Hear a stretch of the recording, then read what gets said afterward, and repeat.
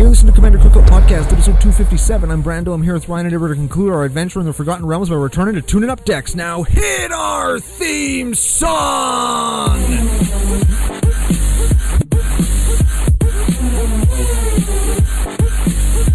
Hey Ryan, we're back for yet another whirlwind adventure. How you doing? Good. What is going down? Whole ton is going down. We're back for our super cool bonus episodes. We're returning to form and getting off the product review train, jumping back into the deep end of... What is it we do around here? Decktechs? Decktechs. We're going to tune up not only a deck, but one of my decks. Not only one of my decks, but quite possibly my very favorite deck. But before we get to any of that, we have to thank our official business daddies, FusionGamingOnline.com, your source for all your gaming needs. Ooh, very much so. And I would have to assume, and be the asshole out of you and me, that you used CCO Fusion 5 promo code when you picked up all these cards. As you're wont to do, you obtain the card in foil in case you ever are to put it into a deck, you just have it. Yes. Yes. There's 13 cards we're going to talk about today as they fit into your Norin deck. Yeah! Don't forget, though, CCO Fusion 5, get you 5% off your entire order over at Fusion Games. I don't know if I said that or not, but if I said it twice, well, fucking do it. Oh, you know what else we didn't do yesterday? Tell people to subscribe on YouTube because you're watching us anyway. Yeah, Macho Man Brando will tell you to subscribe. Oh, yeah! You say Norin. This is kind of a funky little bonus episode. Yeah. For several reasons. Let me break it down. Shit. Okay. Usually on the bonus episodes, we don't do a deck tech. Yeah. Usually it's more of just us giving our thoughts on general Magic or as part of a set review. Yeah. Today, not the case. This will also mark the end of our campaign, our mini arc of Forgotten Realms discussion. I hope that we return to other campaign settings in the future because this was fun. Ooh, yeah. I enjoyed this. Tune into CCO's Top 5 in 5, not this Friday, which you can because there is one this Friday, but in a couple Fridays from now where we do a new Top 5 in 5 where we talk about maybe something that Brando just mentioned. Maybe. Yeah, this is also unique because we're doing one of your decks, Norin. From the pre-show on Monday, if you guessed Norin in the comments, you're entered to win one of our booster packs. Yeah. Yeah, so that's a fun little game we do. So check out the pre-show and make sure you do subscribe for every pre-show giveaway. We give away lots of packs, like 50 a year or so. Yeah. Hey, speaking of giving stuff away... Oh. Segue. We have another giveaway to do because we don't want to forget. We're giving away secret layers all summer. We had a windfall of them. We're giving them away. It's the summer of secret layers. Yeah, I was going to say it. And the foil Valentine's Day secret layer, complete with Heliod in his own little envelope. Yes. We have a lucky winner. Yes. If you want to win the premium foil ones, I think usually we give those away in the Discord. And to be in the Discord, you got to be on our Patreon, patreon.com/CCO Podcast. That's not the only benefit, but it is a nice little It's a nice thing. little gift that we can do. We do have regular and foil secret layers, and we would love to give the patrons who do support us financially and help us fix microphone booms that Brando breaks. And I didn't tell you this, but we're actually doing a pretty good renovation to Studio CCO at my house. Oh, man. To make it look a little bit more YouTube studio-y. That's an adjective now. Okay. Studio-y. Sure. And that is part of how we're making Commander Cookout better with the help of the patron supporters and the new subscribers who should just subscribe because they're watching us fucking anyway. Mm-hmm. Yeah, I leaned real close to the microphone for that. I hope they heard my voice inflection. All that being said, we gave away our booster pack yesterday. Yeah. We gave away the regular Secret Lair Valentine's Day yesterday. So tune in to yesterday's show if you have not already to see if you won. Yes. We now have the foil Secret Lair, our July giveaway. And this is coming out like on the last day of July-ish. Okay. Do you want to know who it is? Yes, I do. Do you guys want to know? They probably do. They probably do. Yeah, some of them don't care, but some of them do. Should we cut it out of the podcast and only put it on YouTube? No. No. Make them fucking watch. That's way too hard. Way too much work. Yeah, you're right. Editor Joe will be like, oh, fuck. The winner of our first foil Valentine's Secret Lair patron supporter, big thank you to Sean Burlett. On Twitter, and he knows who he is, but on Twitter, Shit kicker. That's shit kicker with no vowels. He named himself after a cowboy boot. He named himself after maybe what he does in the nation to other members of the nation when they play Magic games. Yeah. Or a cowboy boot. Yes. Yeah. We went to the Co-op Agro Center yesterday to buy like 10 liters of Roundup and weed spray and stuff for my lawn and shit. Nothing but cowboy boots. Nothing but cowboy boots in there. And Valor was walking in. He's looking at everybody's boots and stuff. We don't wear cowboy boots at my house. We just wear shoes. But everybody at the Egg Center, there's just giant $1 million, like not even exaggerating for anybody who's not from a farming area, $1 million combines just sitting everywhere. Yeah. And cowboys and like 10-liter jugs of Roundup. Yeah. Which is way heavier than water, by the way. Really? Yeah. And very dark green and viscous. Oh, cool. Yeah. And you just mix it with water and you spray it on plants and they go. Yeah, it gives them polio. Yes. Yeah. Yeah. No vaccine for you. No. Okay. Norin. We've got. What did I say? 13 cards? Let's flip over to the deck. 13 cards that are new to the deck. One of them isn't from Forgotten Realms. The rest of them all are, which is cool. Yes, and that's why this is part of the arc of Forgotten Realms. But we do have to kick off with something, a thing that I needed to tell you. What's that? I don't think it works the way that you think it does. Fractured Power Stone. Give it a read. 2 mana rock, taps for colorless, or you can tap it to roll the planar die. 2 mana rock, hey, you say.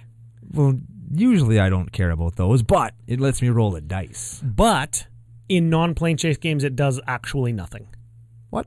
There's no planar die in non-plane chase games, and its result cannot be ignored as per some of the other cards that let you re-roll die and stuff.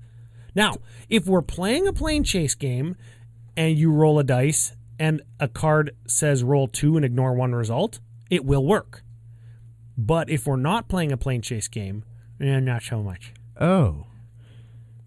That being said, though, I am planning to oomph up our plane chase stack and include the oversized dungeons that you can get in the bundle, so we can actually planeswalk into dungeons and do dungeon things. And I'm actually going to even take my fucking little tiny Dremel and Dremel a little venture side to my plane chase dice. And I'm going to paint them silver so they match and everything.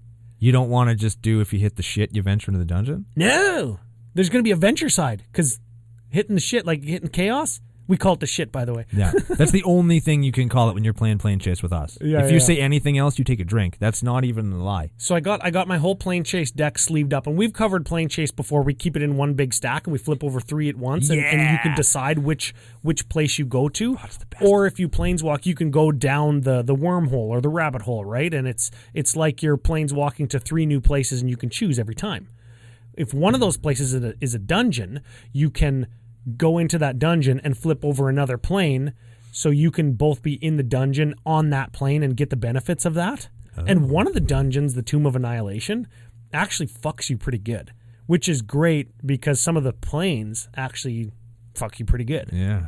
So I'm adding that into how CCO plays plane chase, so when Magic Fests kick up again, we can do that at CCO Penthouse or CCO Hotel Room or wherever we end up being. Or at Magic Fest. Magic Fest, CCO Ryan's house. That too. Oh, dude!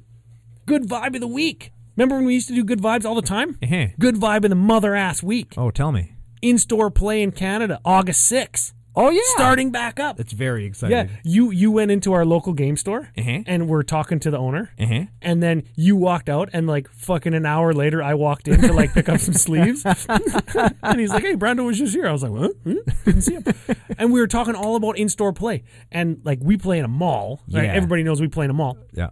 So he was talking about actually like instead of playing in the middle of the mall, just always having F&M in the banquet room at the restaurant bar down the way in the mall, in which case it isn't at a local game store and it is licensed and you can get individual food instead of bringing snacks and fries for everybody, because that's probably a no-go now for the foreseeable future. But in-store play, it's happening. EDH&M.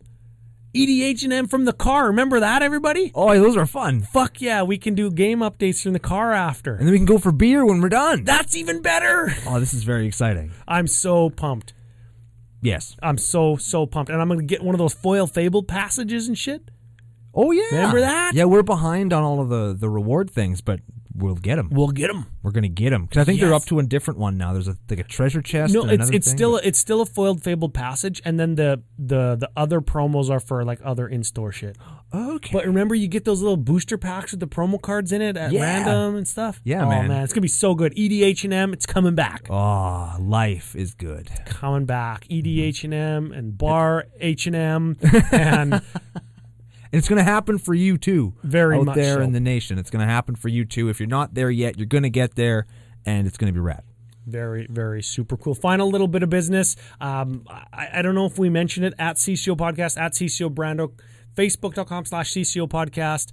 Follow us anywhere that you can find us. Subscribe on YouTube because we do have some projects coming to fruition in August. And after those projects, I've got a couple more plans for like in the fall for some additional merch. So if you want to be on the merch train before anybody else so you don't miss out, you got to follow us everywhere, and patrons are going to get first crack at all of that stuff. It's very easy for me just to isolate like their emails and just so, here you go, patrons, it's all for you. Oh. And then after that, have everybody else come if they want. So okay. Follow us and get on all those channels. Become a patron if you can. And if you can't, make sure you share the show with everybody because all the shit that we got going on is super exciting. It's very cool, yeah. How's that for hype? I'm very hyped. Yes. You can tell it by my face if you're watching on YouTube, which you fucking should be. You'll notice how hyped I am. I'm so pumped. As soon as I remembered F&Ms again, I got pumped. It's very exciting. Okay, let's switch over to cards. We're going to look at things that aren't Fractured Power Stone. There's 12 more cards. How do they fit into your Norin deck? But maybe you'll give us the synopsis. Should we do a quick rundown of I think the story will help as to why I'm doing this. Because once we read the cards, you're going to go, Brando, what the fuck are you doing? Okay, Why are you doing this? So, when I first built Norin the Wary, it was a coin flip kind of chaosy deck, and I really enjoyed it, but it was a little bit all over the place. It didn't have coin flip cards previous, like, to now and today. Yeah, previous to maybe Battle Bond, hey? Were way worse than they are now. Well, hey, why don't you give Norin a read really quick, and then maybe that'll glean some light as to why chaos might be important. Norin the Wary is a 2/1 for 1 human warrior. Whenever a player plays a spell or a creature attacks, remove Norin the Wary from the game or return it to play under its owner's control at the end of turn. Okay, so he like flickers himself when anything happens. Yeah, he's a chicken. He's afraid of fighting. He's afraid of magic. He's afraid of loud noises. He's afraid of olives, pickles, and cotton balls. It's just, he's always running away. He sounds like you when it comes to not trying food. Yeah, exactly. Okay. What is this, lettuce? I'm getting out of here. Yeah. I'm leaving. No. So I built like this kind of chaosy deck. It had goblins. It had flip stuff. And then I took some of the coin flip out. And when we talked about it on the show a couple of years ago, I shoehorned in a Jack-in-the-Box commander with Neheb the Eternal. That's the big red thing. And that was really cool. I had really great success with that. Big red mana. Here, I'll stop you really quick. You can search Norin in the Box Commander Cookout, and you'll be able to find it. There probably won't be a video, but it'll come up. Yes. So then after that, I'm like, okay, I really like this deck. I want to make it good.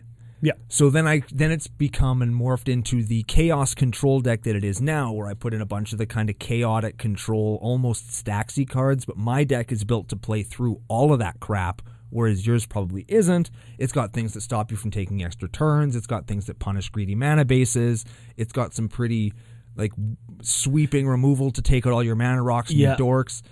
And then synergies like Impact Tremors and Perforos for whenever anybody does something, Norin leaves, he comes back, he's going to deal 3 damage when he enters over and over and over. Like, how many times Norin going to trigger during a game? Oh, boy. Every single turn, right? Yeah, so how many turns? If a game is 10 rounds long, that's like 40 times. It's 40 Norin triggers. And let's say that each Norin trigger is worth, let's call it 2 damage. That's 80 damage you're giving out over the course of 10 turns or 10 rounds. And that's without doing anything. And that's without doing anything. You've spent maybe, 4 mana. Yeah. Right? So the deck is aimed to play the long game, so it uses things like, what's the one, Warp World, which is really good. It uses the one where you cast, it gets put back onto the bottom and you cast something else. What's that called? Possibility Storm. Possibility Storm, yeah. So it uses cards like that to stop other people from winning, but it doesn't feel like a stacks deck because nobody's actually not playing Magic. Yep. They're just not playing the Magic that they thought they were going to play. Exactly. Yeah. It messes with your game plan. It makes it really hard to kind of plan from turn to turn, and that's why I like it so much. Yeah. So it's a cool deck, but the last time I played it was with you at your place like a couple of weeks ago, and I had great success. It actually went off really good, and it felt really slick and cool.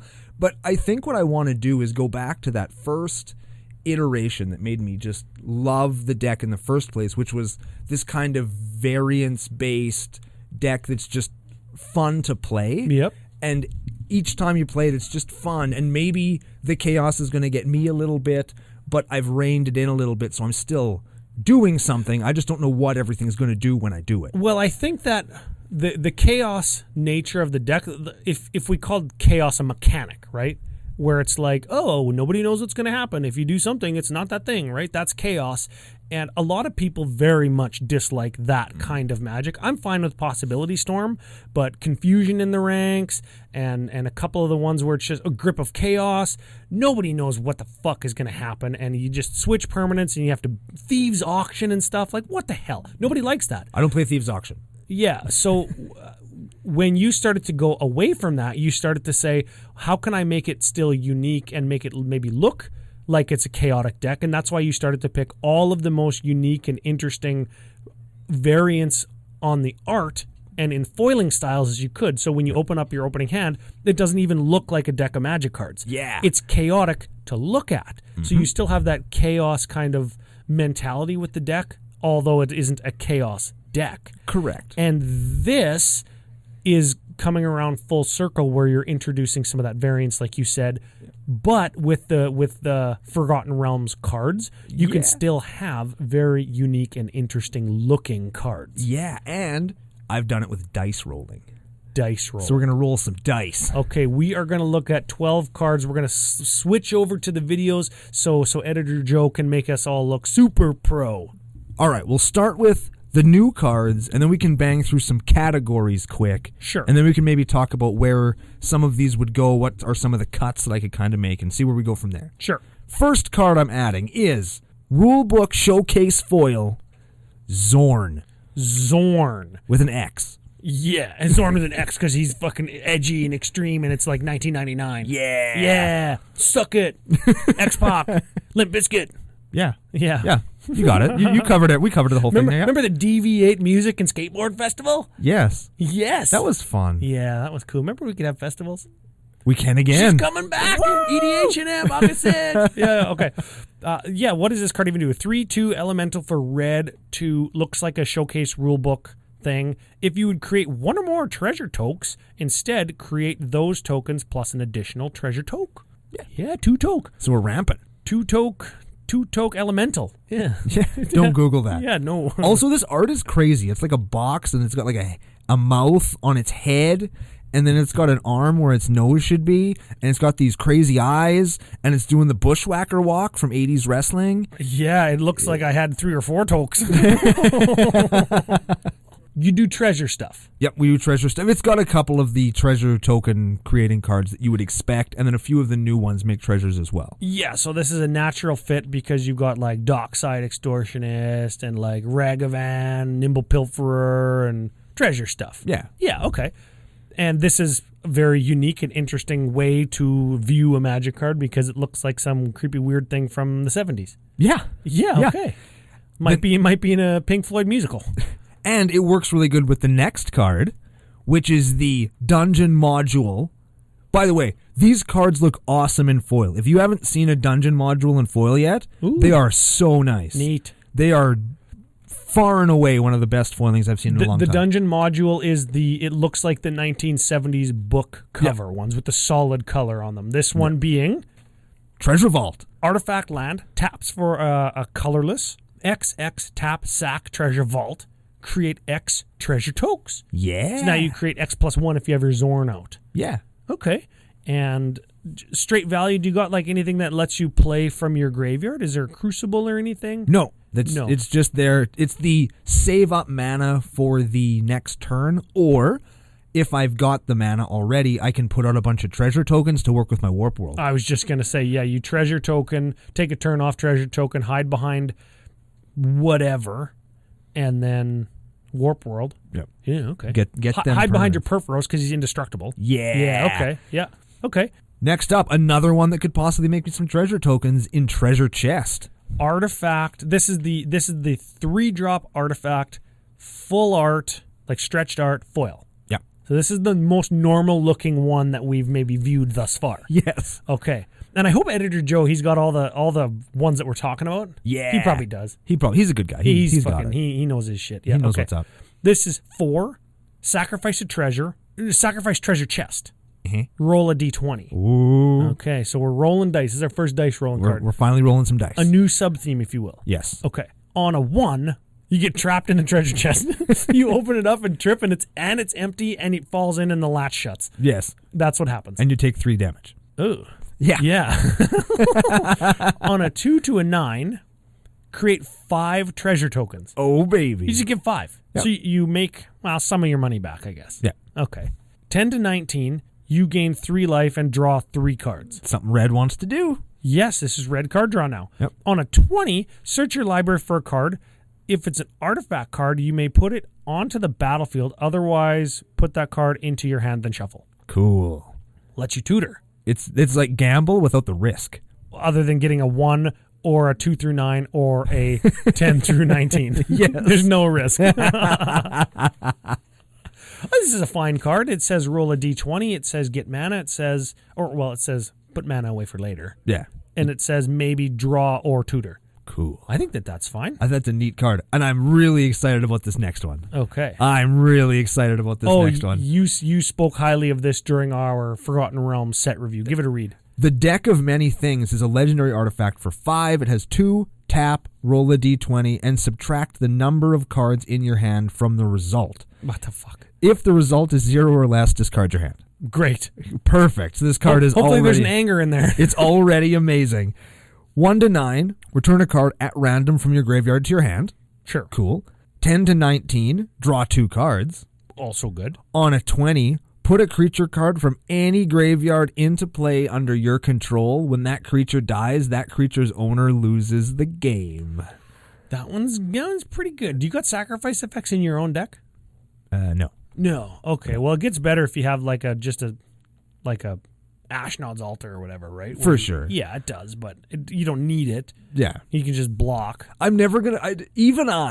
I'm not going to put a card into a deck on the off chance that I roll a 20 on a D20 more than... You know what I mean? Like, yeah. It's... Even for me, that's a stretch. But you think that this card is good otherwise. Stretched art foil. Yep. Okay. I spend a lot of time Hellbent in this deck, and I think originally when I played it, I spent a lot of times Hellbent because there's no reason for me not to play my cards, and all of the red card draw doesn't put cards in your hand, it just removes them and you can play them later. Okay. So I spend a lot of time with like 1 or 2 cards in my hand.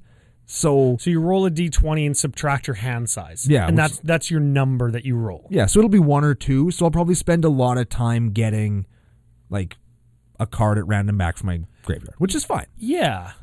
Oh, okay. And then the 10 to 19 is like where I probably want to be most of the time, and the 20 is just living the dream.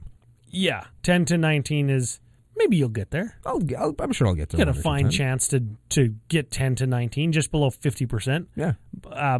Minus number of cards in your hand. So maybe less than 50% of the time, but getting stuff back from your graveyard each turn is fine. Yeah. As long as you can cast it and it doesn't stay in your hand. Oh, yeah. Which I mean, you get it back and you fucking play it. It only costs 2 to do this ability, right? Yeah, and you've already invested 5, so like you've got 2. You've got more mana. Yep. Next up, I like this one. Share the spoils. Okay, now we're getting into the ones that I don't really like. You don't like this one? I don't really like any of the cards in this fucking maybe board category. I don't think any of them are good, but I do recognize that it's important to keep a deck fun, and if you've got a deck that you've had for a long time, usually those kinds of decks only ever get stronger. oh, this 3 mana thing that destroys 4 things is better than this 3 mana thing that destroys 1 thing. I'm going to make the switch, and my deck got better. Yeah. And over a 10-year period, which is I'm sure how long you've had a Norin deck for, Yeah. it's only going to get more and more and more powerful. I feel like one of the very few people that's purposefully making my deck worse. That is... Because 100%, I think all of the cards we're putting in here make the deck actively worse. I think it's very important to actually say those words. I'm trying to make my deck worse. So, and for all the reasons that you would say that. You make your deck worse so you can play it. So its position in your arsenal of decks is one of applicability. You can play this deck wherever you want, not just at CEDH tables. Yeah. Right? Not that this was a CEDH deck, but it was very high powered and it had a reputation because it is good. It's a good deck. And now it's less good. Yes, and it makes it more fun, which is another reason maybe making it less powerful will make it more fun. In this case, I think so, because you're adding something that is fun for you to do. Yeah. I think that's a very important take. I'm making my deck less good for these reasons, which are all important to the format. Yeah. Okay. All right. Okay. Share the Spoils. Give it a read. Share the Spoils is an enchantment for red 1. I'm using the extended art that I pulled from a collector pack. Because no foil available. Oh, it hurts. It hurts. When Share the Spoils enters the battlefield or an opponent loses the game, exile the top card of each player's library. During each player's turn, that player may play a land or cast a spell from among the cards exiled with Share the Spoils, and they may spend mana as though or any color to cast these spells. When they do, exile the top card of their library. So 4 cards go into the Share the Spoils pile. Anybody can play from them, but if you play one, you got to put one from your own deck back into the things. There's always 4 cards. Yeah, it's like socialism, the spoils. Yeah. And as players die, the spoils get not bigger per se, but like there's 4 cards in it, and then somebody dies, then the 3 remaining people, they all have to put another card in. Now there's 6. Yeah. And it's pretty cool. That is cool. I like how it introduces that random chaosiness without the feel bads. Because you can still play your own thing that you put in your deck for a reason. Yeah, it doesn't take you right off of the thing. And it does kind of open up maybe a political avenue where it's like, hey man, I see that you got that, and if you don't play it on me, I won't cast it just to keep it away from you. Yes, this also feels to me like a fixed knowledge pool.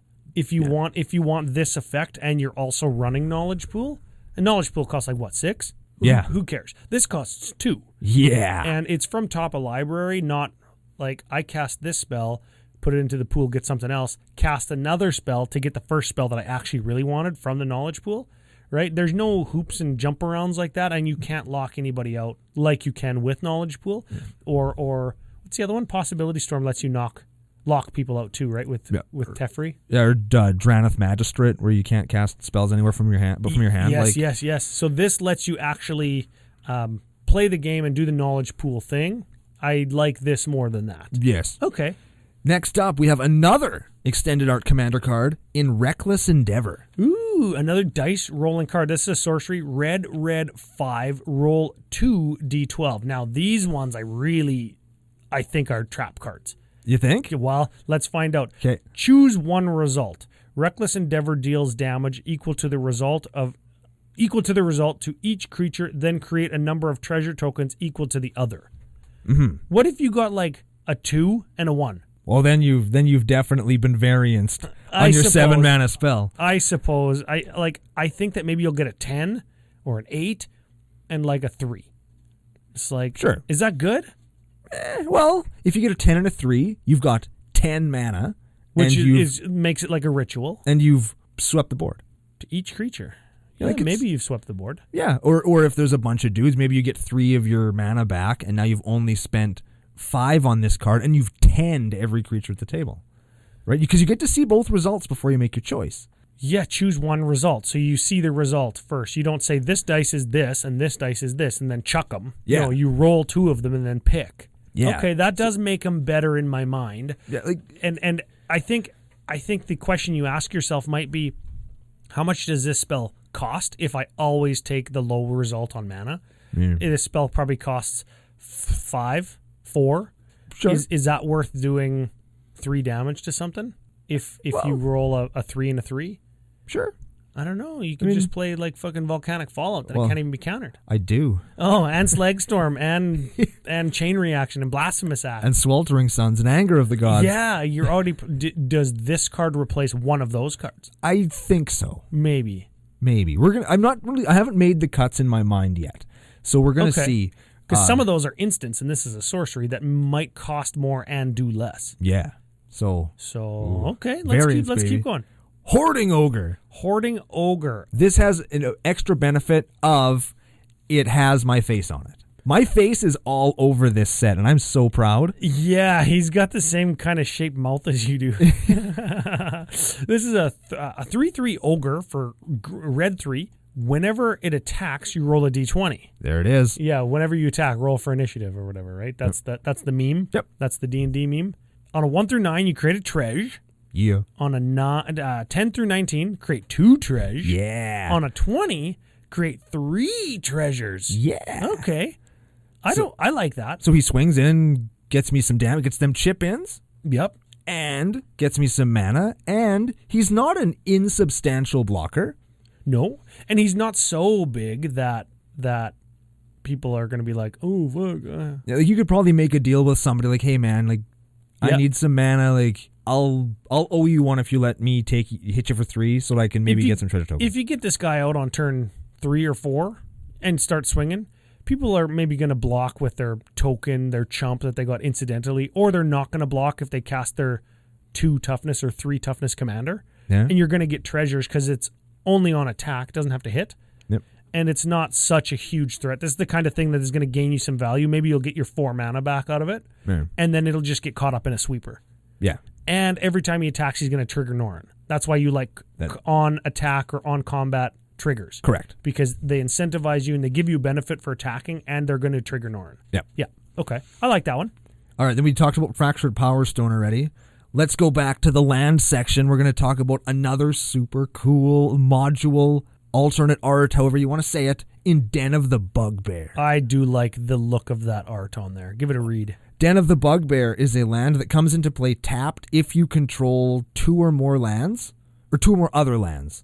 So, that's fine. It has tap for a red or red 3 until end of turn. Den of the Bugbear becomes a 3/2 red goblin creature with, whenever this creature attacks, create a 1/1 red goblin creature token that's tapped and attacking, and it remains a land. That's good. It enters the battlefield. If you play it on turn 1, it enters the battlefield untapped. Right. Okay, so that's the scenario that you probably want. That's the dream. You play Norin. Okay, and you don't have to... Oh, yeah, that's good. Yeah. And you don't have to tap it the turn that you do play it if it enters the battlefield tapped, and you could make it a creature. A tapped creature, but that might matter. It might. Yeah. You never know. That's just cool. And it makes permanence for the Warp World. It also makes creatures coming into play, which triggers things like Impact Tremors, Perforos. So it does all the things that I want it to do on a land. Yeah, I think that this might actually even go into Zada, because it makes itself a goblin, and then it makes more goblins. Yeah. I think so. Those are cool. Yep. I have some extras if you need one. Oh, yeah. Even in the cool frame. I might just want a regular frame foil. You got any of those?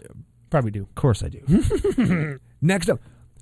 No shit, Ryan. I opened 8 of this. Delina the Wild Mage? Yes. I opened 8. Foil Monster Manual Showcase? I opened 3 foil Monster Manual Showcase, then a couple of non-foil ones, then a foil regular one, and a couple of just regular ones. Nice. Okay, so this is a 3/2 Elf Shaman for red 3. Whenever Delina Wild Mage attacks, there it is again, so you're going to trigger your Norin. Yep. You choose target creature you control, then roll a d20. Yeah. So you choose the creature before you roll this time. Yeah. Okay. On a 1 through 14, you create a token that's tapped and attacking. You miss the when it attacks triggers, which, again, we've already discussed they're important, so you miss that. Yep.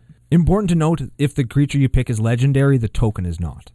Oh, okay. So, that's fine. Hypothetically, I could get Norin with this. I could get more Norins if I wanted to. Oh, yeah, when it attacks Norin's ability to go on the stack, and you could. Yeah. Yeah, but then they exile themselves. Yeah, well, no, that Norin would still be attacking.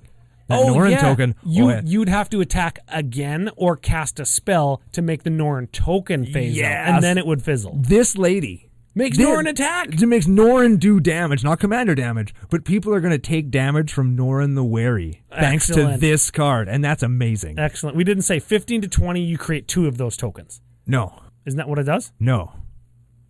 Oh, create one of those tokens and roll again. Yeah. Which is essentially probably create 2 tokens. Yes. Yes, that's why I thought that. But possibly 3. Yes. Possibly 4. Yes. Possibly more. Yes. Yes, so I think that that's cool because it interacts with your commander in a very unique and interesting way. Yeah. It looks unique and interesting. It does what the deck wants to do already, which triggers on attacking.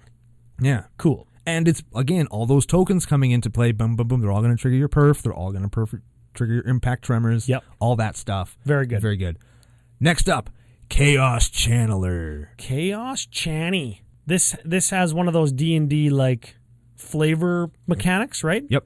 This is a human shaman, 4/3, red, 2, wild magic surge. Yep. When Chaos Channeler attacks, there it is, roll a d20. On a 1 through 9, exile the top card of your library. You can play that card this turn. Play, so you can get a land. Yep. 10 through 19, exile the top 2 cards of your library. You can play them. Yeah. 20, exile the top 3 cards of your library. You can play them. Oh, it's draw 1, draw 2, or draw 3, essentially. Yeah. Which is good. In red. And it's not until the end of your next turn. It's just now. Yeah, you got to play him that turn. But yes, if you got nothing going on, you swing in, you get some options. I think that's how they word it when they say you can play that card this turn. That means you can get a land. That doesn't mean you can play a land next turn with this card. Yeah. They do that like that to say, oh, I drew my land for this turn and next turn. Fucking easy, right? Yeah. So, okay, you can get lands off of this. It triggers on attack. It's got 3 toughness, which matters because you got some 2 toughness sweeper type things. Yeah. Okay, or you can control some of your sweepers like that. Yeah. To deal 2 or 3 or 4. That's fine. That's just another roll of dice and trigger and attack and shit, right? Yes, sir. Okay. Next up, Brazen Dwarf. If you'd roll a dice, it deals 1 damage to each opponent. Cool. That's kind of like your impact tremors, but for dice. Yes. That's perfect. I'm also banking on dice rolling being a thing that exists in Magic on the fringes. It's like maybe we're going to get more dice rolling cards. Yes. Well, for example, we got another Somebody's Will card in the Commander Precons. Right. The wills were first introduced in Commander Legends. We got more now. Yeah, right? so maybe we will. Maybe there'll be things that come around. So that's what Brazen Dwarf is all about. I know there's not that much dice rolling, but I'm leaning into it. I'm getting ready for the adventure. Well, and you've got lots of card draw. Maybe if you've got a Brazen Dwarf, you just like play the stuff that rolls dice. That too. Yeah. Speaking of rolling dice, Barbarian class. And this is a good one to end on because it does not look like a Magic card. No. Vertical aligned like art and text beside each other. Yeah. So this is a class enchantment, if that matters. It doesn't though, right? No. Not in this deck. Red, which is good, for an enchantment that says if you roll 1 or more dice, instead roll that many dice plus 1 and ignore the lowest result. Cool. Ooh, so kind of like Krark's Other Thumb, except a real card. Except you don't get to, like, it's not like Krark's Thumb where you get to pick a result. You have to pick the highest result. Yes, and I think you only want the highest result in any instance of your dice, right? With the exception, I think, maybe of Treasure Chest in a pinch. Like, maybe you really want those treasure tokens. Yeah, okay. You know, like, but that's the only instance I can think of. That's okay. Now, you can level these up. So level 2 costs an additional red 1. Whenever you roll 1 or more dice, target creature you control gets +2/+0 and gains menace until end of turn. So now it turns my attack die roll creatures into not threats, but now they're doing 6 instead of 4 or 5 instead of 3. And they're harder to block. And they're tougher to block. So I'm getting my benefit. I'm getting actual damage in. And you don't lose the first level. Now you have level 2 and level 1. Yeah. Okay, so the final level is red 2. At this point, you've spent 6 mana. Creatures you control have haste. Sure. Yeah. That one seems incidental.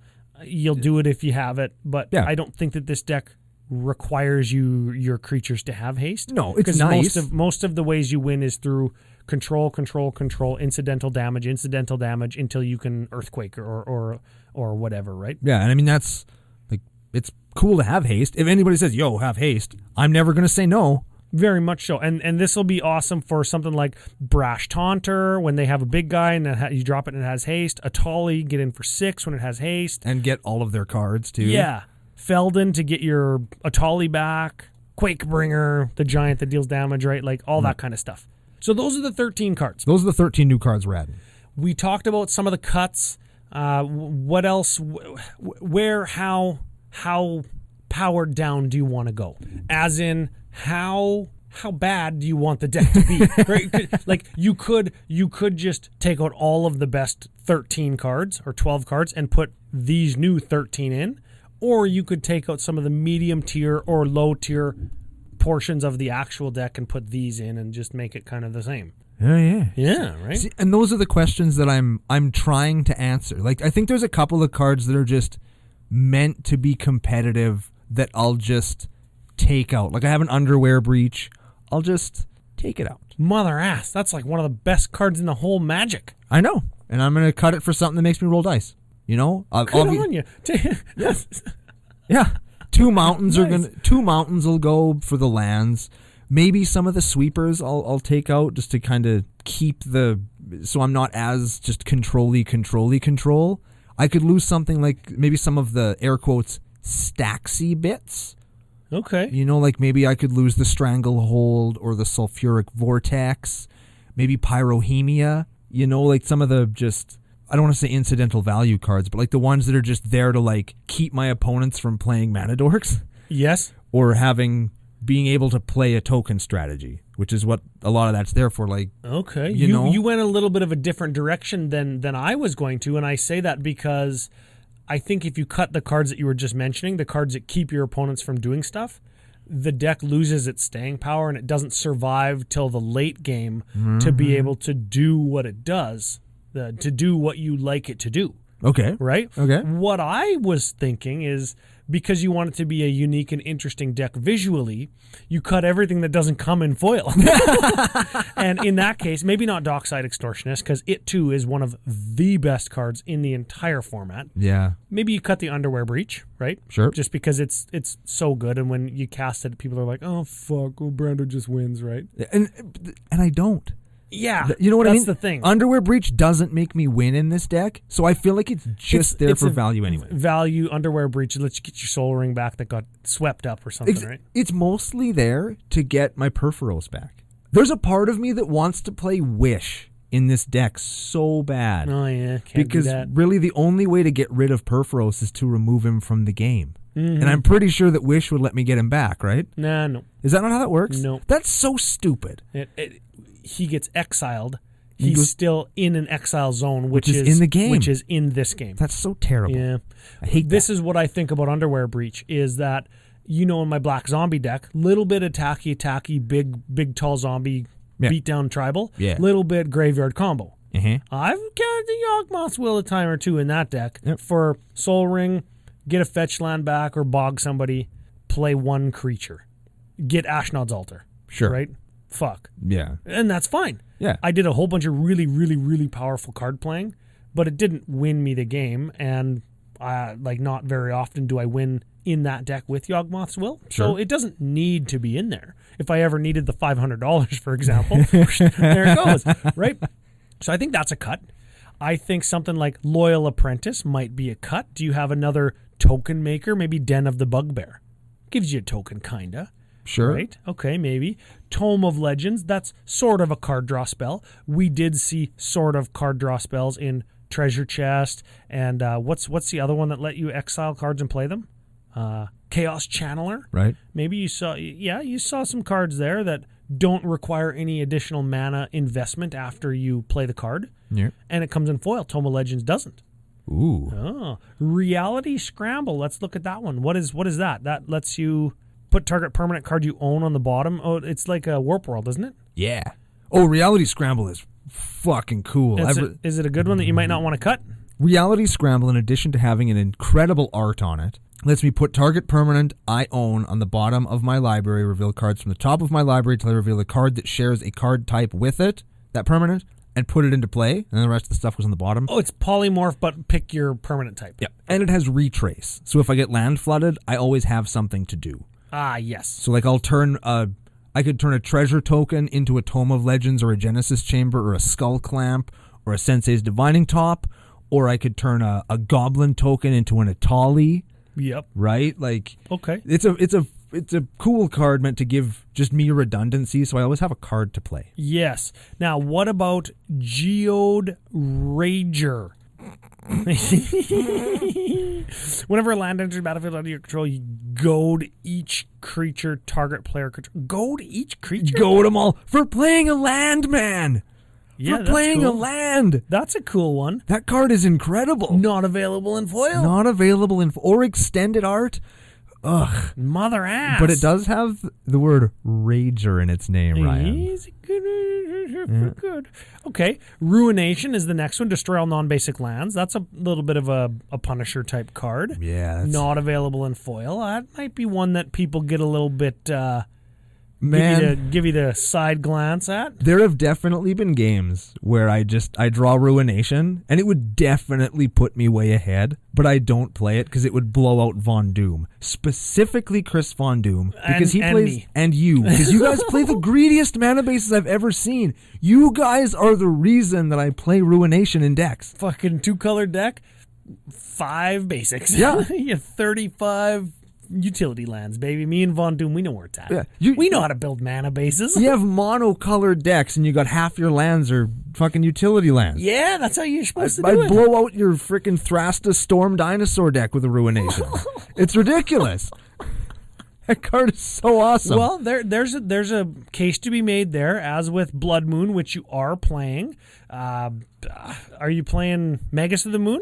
Yes. There's another, maybe a feel bad card. I'm not saying cut those cards because they're good, but maybe. Yeah. The next one is how effective is this card that also doesn't come in foil? That's Stranglehold. Opponents can't search libraries, which is very good. Can't even search library for land, green player. Yeah. Get bent. But also, if an opponent would begin an extra turn, that player skips that turn instead. I actually put that in directly because at the event at which I acquired my Stranglehold, I got like turn comboed a few times, and I was like, you motherfuckers. So I actually bought that card and put it into the deck for like the rest of the week, the weekend, so that people would stop doing that.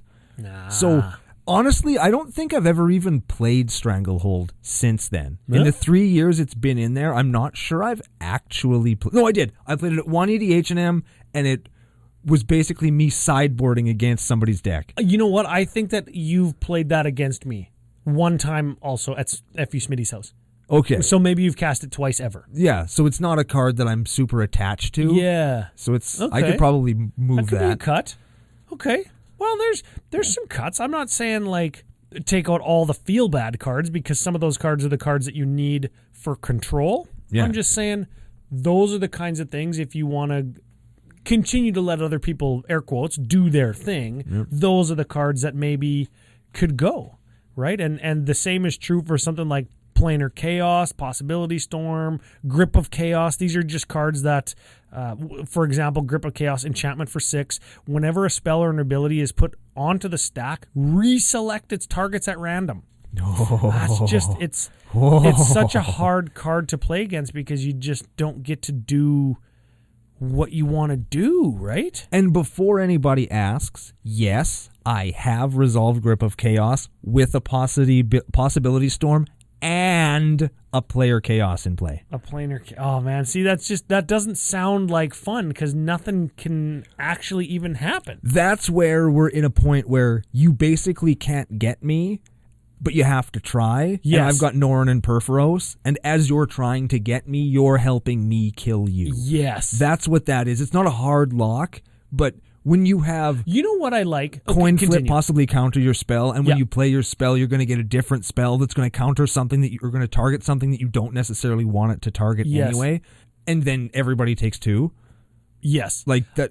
I like that there's a reason for it. Yes. And that's why when you play those kinds of things, I can recognize, and this is important for people who say, I don't play against chaos decks, it's bullshit. It's important to recognize that there's an actual plan. Not that the theme is chaos. Yeah. The theme can't be chaos, and you can expect your opponents to have fun, Mr. Chaos Player. It's just not going to happen. Right. And you're being a dick, and you should fucking stop. But if there's a plan, Norin, Perforos, Impact Tremors, try and target me. And when you can't, you're just going to take 3 and 3 and 3 and 3, but you have to because if you fucking don't, I'm going to win. because Yeah. I'm going to declare Norin an attacker and I'm going to 3 you anyways. Yeah. Right? So you have to try, and that's the plan. And you're going to dish out that 80 or so damage over the course of 10 turns that people are trying to slog, right?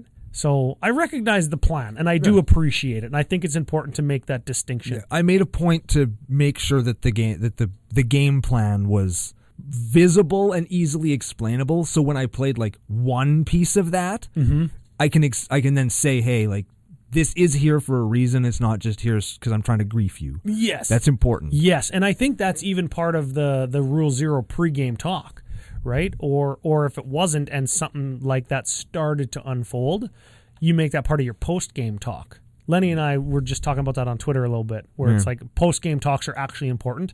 Why was this play good? Why did I make that decision? Did these decks match up nice? Do we want to play again like this? Yeah. Did we like that power level, game length, right? Yeah. That's important shit. And I think that you can explain that chaos kind of plan during a post-game talk to great effect as to not make somebody feel like they've been griefed. Yeah, look like I'm just trying to make their life miserable. Yeah, because chaos, man, it just is not. It's just not a fun time for your opponents. Yeah, right? You love it. I love it. I wish I could play a deck that's just crazy toy box in the air. Yes. But I recognize that that's only fun for me. Yeah. So this deck is my compromise, where this is fun for me, but I think most people who play against this deck also have fun. Yeah, you know what? It's the. Here's the example that more people maybe will resonate with. I'm a hardcore stacks player in this example. Oh. You say, what's your win con? I say, well, I just lock my opponents out, hope they scoop. That's not a fucking win con. No. You're the chaos player in this example. What's your win con? I don't know, I just make it so nobody can play Magic. Yeah. And What does that mean? Then they rage scoop. Yeah. They rage quit. Yeah, like that's the kind of game that I would say, okay, I recognize that is maybe what you like, but that kind of game's not for me, right? And just respectfully decline. Yeah, I'm going to head over here. Yeah. And if they say, well, what's wrong? Maybe I make an attempt to articulate kind of the feelings associated with that, just like I did now, and say Sure. I recognize the Norin plan with the chaos. Yeah. It makes sense. It does. To me, it does. Hopefully it does to other people too. Have a plan, whether you're playing chaos, stacks, control, combo, and I think what also goes along with that, which you are very much in tune with this deck, is practice. Yeah. Practice your stacks pieces, practice your combo pieces so you know how they work, right? And you're not just throwing stuff that's miserable for people into the ether to go, Yeah. And I think you could play this deck in the dark, and that's why you can talk articulately about like that Stranglehold. You remember when you put it in. You remember how many times you've cast it and what its effectiveness was. Yeah. Maybe not so much, even though it's a good card. Let's try something else. That's a fantastic card. Let's put something else in. Yeah. I like all of that. Me hey, too. you play Gorilla Shaman in this deck too? Yeah, this is He was fucking guy. He was an old include that I cut and then reintroduced when the foil came out. When the Mari Ho came out. Mari Ho foils were in, and I was like, oh, I like that art. I like that he's wearing a head on his head. Yep. I'm into everything, so went back in. Very, very cool. I think I took a smash to smithereens or something out for it, like a one-time artifact killing spell for a many times artifact killing spell. Yes. That's a good one. Okay. And it rocks Sol Rings, and it rocks Moxes, and it rocks the Mox. My favorite is when F.E. Smitty lays down like first turn like Mox, Opal Mox Diamond, and he's like, no, this is just like my casual fucking send triplets deck. He's like, no, these are the only good 2 cards in it. I'm like, you mother ass, shatter. Or smash to smithereens, get fucking bent. Dick. Get wrecked, you asshole. Yeah. What is this CEDH shit? Anyway, we're off topic. I think we've talked about some cuts. We've talked about the uniqueness of the deck. We didn't really tear anything down or get into too nuts and boltsy. Yeah. I don't know at this point if we need to. I can't tell you anything you don't know about the deck, right? Yeah, and I mean, if you want to take a look at it, by all means, CCO Brando and Architect. We'll put the link in the show notes. Wherever you find the show, the link for the deck will actually be there too. Yeah, check it out. It's got some pretty cool stuff. And if you have any suggestions, I always love hearing from people what they think would be neat or whatever. The maybe board's going to be up for a couple of weeks while I wait for not cards for this deck to come in the mail because I already got them. But I have some other things coming in. I like to update all my decks in a big batch. Well, so we've got a week or so before I start making the changes. So if you would like to be giving me some of your input, leave it on the comments on the deck, and I'll take it into under advisement. Yeah, mother ass has got like foil Thorn of Amethyst's coming, and foil Trinisphere's coming, and I already have foil Winter Ryan. Orb's coming. I got one of those too. I'm Winter scum. Orb coming foil? I'm a piece of trash, yeah. Foil Tangle Wires from fucking Nemesis. Yeah. I'm a piece of crap. I really am. Yeah, But they all used to be in this deck. Yeah, they did. They did, but then they came out because I wanted the deck to be fun. I wanted people to actually sit down and I'm going to play Norin, and people are going to go, oh, not because it's like, oh my God, I'm going to play against stacks. But like, oh, it's Norin. Yeah, this is a little bit of a Brando legacy deck. When we play this deck at F&M's at Magic Fest, hey, can you play Norin? Or you sit down, what are you playing? I'm playing Norin. And people are like, oh, you're playing the Norin deck? Yeah. This is that deck. So it's pretty cool. And it's one of those ones where people are like, oh, you're playing Norin, I'm going to bust out CDH, whatever. It's like, okay, I can play something fun too. Yes. Which is awesome. And I think that's a good place to leave it on is when you play out or pick out your legacy deck or the deck that is your legacy. People are excited to play against it and want to play their fun deck. And this deck can both hang with the legacy decks that are of the lower power variety, but also it can control the table to play against the higher power decks that people want to play as well. Like, I played my Zada deck against this deck, and not that Zada's CEDH, but this deck will fuck, right? Yeah. Like, it'll hang. Yeah, this deck will fuck around, and it will find out. Zada's certainly a fast deck. Right, and I know whenever we play at Magic Fest and this deck comes out, it's always a good game. Yeah, and I appreciate you saying that. Yeah, well, it's cool. Not only is the deck like good, it's fun, and you pilot it well, and it's not too oppressive as to make it not fun. Checks all my boxes. Yeah, it does all the things you want it to do. Yeah, and when you fucking search and tutor, you know what you're searching for. Yes. God, mother ass. Yeah. All good final thoughts of the day. I agree. You mentioned that you got some cards on order. FusionGamingOnline.com. CCO Fusion 5, promo code 5% off your entire order. I'll take another opportunity to remember to kick everybody over to YouTube to sub there.